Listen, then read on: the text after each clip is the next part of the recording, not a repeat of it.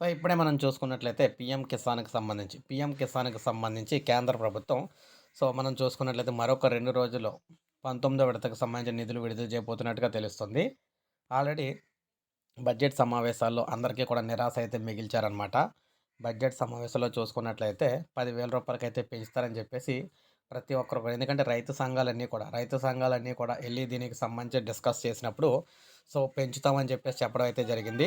కానీ తీరా మోసి బడ్జెట్ ప్రవేశపెట్టినప్పుడు మాత్రం పీఎం కిసాన్ నిధులైతే పెంచుతున్నట్టుగా ఎక్కడ ప్రకటించలేదనమాట.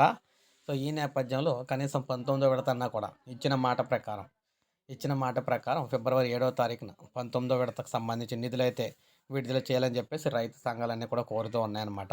ఈ నేపథ్యంలో కేంద్ర ప్రభుత్వం ఖచ్చితంగా ఫిబ్రవరి 7వ తారీఖు లోపు ఈ పీఎం కిసాన్ 19వ విడతకు సంబంధించిన నిధులైతే విడుదల చేసే అవకాశాలైతే ఉన్నాయని చెప్పేసి రైతు సంఘాలైతే తెలియజేస్తూ ఉన్నాయి. ఎవరైతే పీఎం కిసాన్ కోసం ఎదురు చూస్తున్నారో వారందరికీ కూడా లేటెస్ట్ అప్డేట్ అనమాట ఇది. ఇది మనకి 19వ విడతకు సంబంధించిన తాజా సమాచారం. ఇలాగే పీఎం కిసాన్‌కి సంబంధించి ఏ అప్డేట్ వచ్చినా మీకు వీడియో రూపంలో అందిస్తూ ఉంటాను. లైక్ చేయండి, సబ్స్క్రైబ్ చేసుకోకపోతే మన ఛానల్ సబ్స్క్రైబ్ చేసుకొని ఫాలో అవుతూ ఉండండి.